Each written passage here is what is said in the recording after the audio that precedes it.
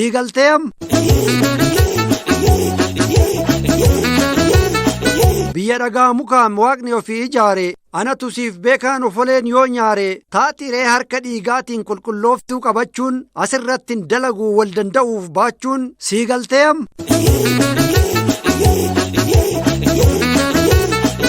Eenyullee milkoofne ilkaan qeerransaaf naacha duraa oolmaasiif oolte waan qabdurraa laacha carraa hedduu argattee sibiila mataa keettee ilmaan dachiin biqilchite kumaatamaan ajjeeftee lafti tun sisimatti tariisii araaramti araarallee hin diddee gaafa dachiisamii kanamaaf waaqa diddee biyyi loltuuf tuntami siigalteem.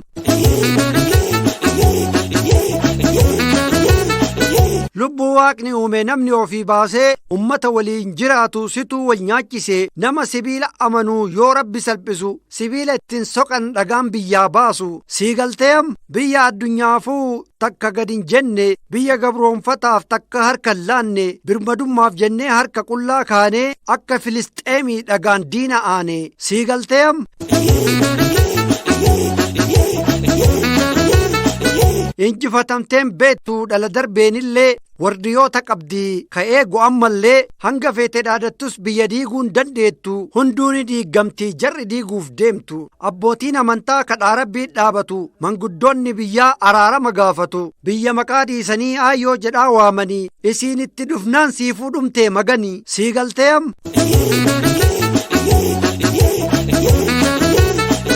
Ummanni dhugaa qaba biyya biraan qabu harmee tana dhaalchisuuf sa'aa ilmoo qadhaabu argama ilma namaa ka ofiitti dhalate goota harkaa fuudhee imaanaa isii baate wareegama kafalee walabummaa eegaa isiin jiraattu jirraaf ilmaan itti deega siigalteem.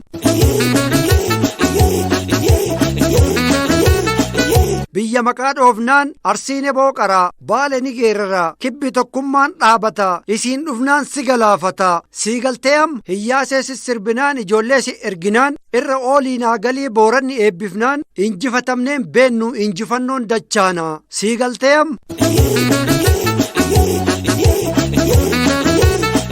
Sitti mayooka siigaltuu atuu beeteenarraan gortu biyya ergamaa qabdu ergamaa waaqannuu dhaamu biyya yoo qonnu roobee yoo sassaabnu caamu biyya Afrikaa hundeessite biyya Mandeellaa leenjifte siigalteem. Biyya dimokiraasii dagaagsite addunyaa wal araarsite siigallaan dhaga'i iccitiin biyya kana ka meeshaan dhufe luka qullaa moona xaaliyaanii yaadattee Abbabaa Biqilaa akkamiin yaaddanii isin cufaa silaa siigalteem.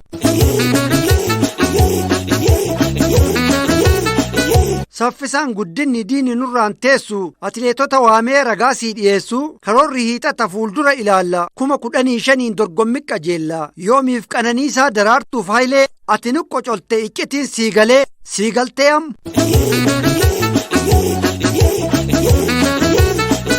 Leenca malee biyyi tun gaddeemtuu hin dhalle na nyaadhuuf si hin kaayu bakka siin hin malle siigalteem. Biyya looreetii qabdu hogbarruun beekamte isin dhageessifnu sagalee ol kaafne dhugaa walitti himnu qola keessaa baafne nu sanadan hannu saba keenya somnu nama waliin nyaachifnu siigalteem. Namatti hin dhaadannu ofii naman tuqnu nu tuqan hin dhiifnu siigalteem. Mana gumaan dhaqnu seera hin cabsinu dhugaa hin dhossinu siigalteem.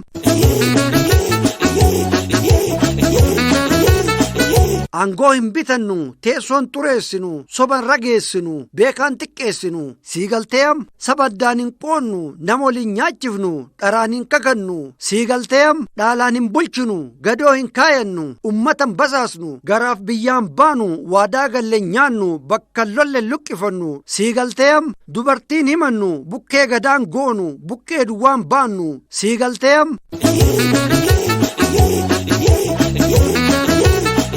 Maatii namaan dignu nageenyan booressinu toltuu hin dagannu siigalteem. Horii namaan saamnu falfalan hojjannu nama hin ajjeefnu siigalteem.